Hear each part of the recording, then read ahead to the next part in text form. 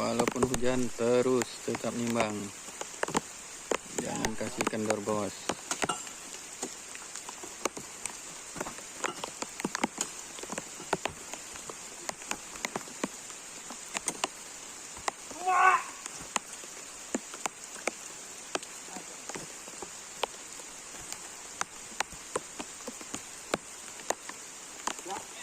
Manis.